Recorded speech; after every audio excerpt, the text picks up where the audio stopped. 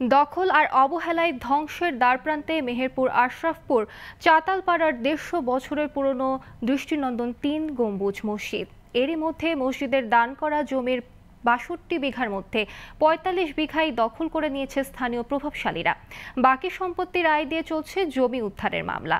এমনটাই জানালেন মসজিদের মোতাওয়ালি কাজী হাবিবুল ইসলাম। তবে মামলার বিষয়টি জানে না ওয়াকফ স্টেট প্রশাসন। মেহেরপুর থেকে মাহবুবুল হক পোলেনের তথ্যচিত্রের ডেস্ক রিপোর্ট।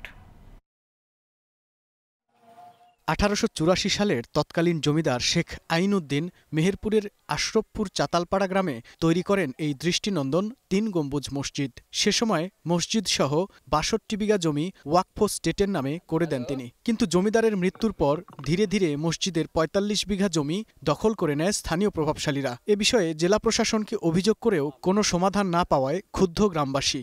১৩ বিঘে যে সম্পত্তি আছে ওই বিডিআর নামে, ওই বিডিআর উনি ভোগ করছে, মসজিদের নামে আছে, উনি ভোগ করছে। উনি এই মসজিদের লিজ ওনার কাছে থাকে, উনি কি করে না করে আমাদের এই জনগণের হিসাবও দেয় না।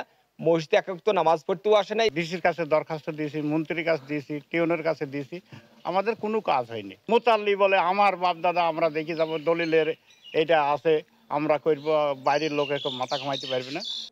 বর্তমানে মসজিদটি দাঁড়িয়ে আছে মাত্র ৫২ শতক জমির ওপর, আর প্রায় ১৩.৫ বিঘা জমি রয়েছে বর্তমান মোতোয়ালি কাজী হাবিবুল ইসলামের দখলে। এ জমি থেকে আয় করা কোনো টাকা দেন না বলেও স্বীকার করেন তিনি। এই যে পুকুরের ইনকাম আমার কাছে আসে না, বাগানের ইনকাম আমার কাছে আসে না, নারকেল গাছ এই ফলস বিক্রি আমার কাছে আসে না, কাঁঠাল বিক্রি আমার কাছে আসে না। আমি বারবার বলেছি আপনারা চলেন, আমি ইমাম নিয়োগ করে দিচ্ছি, কিন্তু ইমাম নিয়োগ ওনারা করবেন না। এদিকে ওয়াকফ স্টেট প্রশাসনের কর্মকর্তারা জানালেন, উপজেলা বা জেলা প্রশাসনের সাথে যোগাযোগ করা হলে নেওয়া হবে আইনগত ব্যবস্থা। এসি আছে, এক্সিলেন্ট আছে, ইউনো আছে, তাদের সাহায্য চাইতে পারে। যদি নাই পারে তখন আমাদের কাছে সাহায্য চাইবে, আমরা তখন তদন্ত করানো বা স্থানীয়ভাবে যারা কনসার্ন তাদেরকে তার পক্ষে কাজ করতে বলে যেভাবে দখলের জন্য বিষয় থাকে দখলের মাধ্যমে। আশরফপুর চাতালপাড়ার ১৫০ বছরের পুরানো এই ৩ গম্বুজ মসজিদটির জমি উদ্ধারে সংশ্লিষ্ট প্রশাসন ব্যবস্থা নেবে, এমনটাই প্রত্যাশা স্থানীয়দের।